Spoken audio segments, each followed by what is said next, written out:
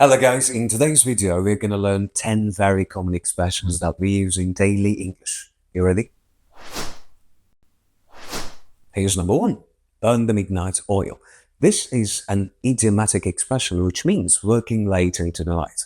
We often use burn the midnight oil to talk about completing a task or meeting a deadline.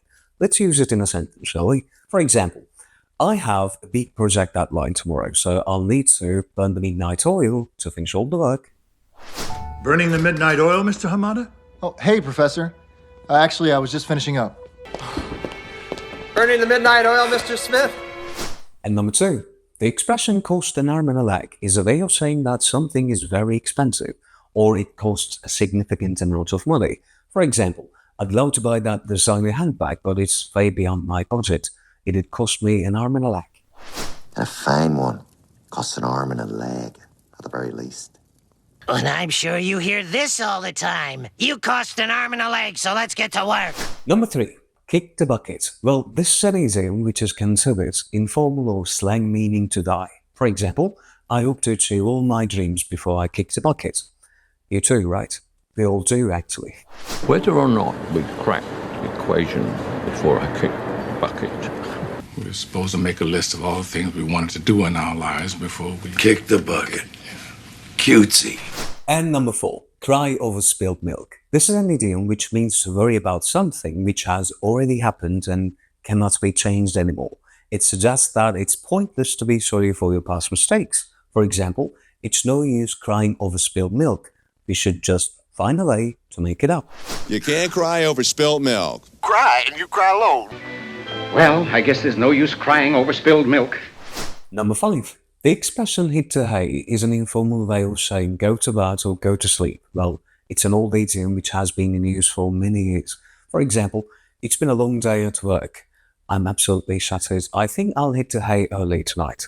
What do you say we get you in your PJs and we hit the hay, huh? I'm bushed, you know. I'm just gonna have a bath and hit the hay. And number six, break a leg. You probably heard this one before because it's a very common expression in English that we use to wish someone a good luck. Let's say, for an example, break a leg in your next English exam. break a leg. Break a leg. And number seven, bite the bullet. I like this expression, by the way. It means the situation that you need to force yourself to do something unpleasant or difficult, or let's say, to be brave in a bad condition. For example, after weeks of preparation, I still felt frustrated, but decided to bite the bullet and do my best. We bite the bullet and... Bite the bullet. Number eight, piece of cake. You probably heard this one too, right? It means something is very easy. We use this expression to talk about a task or an activity which requires little effort. For example, I thought it would be very difficult to learn another language, but turned out it was just a piece of cake. Just kidding. Job's a piece of cake, Bri. All we gotta do is get her there and take her back. Hey, Henry. How you doing? Piece of cake, it's all there. Don't worry about the alarms. And number nine, jump on the bandwagon. Well, we use this idiom to mean adopting a very popular activity or trend, especially when it becomes fashionable and gains support by many people. For example, after the success of the new method to learn English, everyone started jumping on the bandwagon and hoped to have similar results. The trouble with those people is they jump on the bandwagon. Everybody just jumped on this bandwagon of, everything's got to be digital. And the last one, number 10, the ball is in someone's court. Well, we use this idiom to mean now it's someone else's responsibility to take action or make a decision in a particular situation. Well, let's say the ball is in your court now, eh?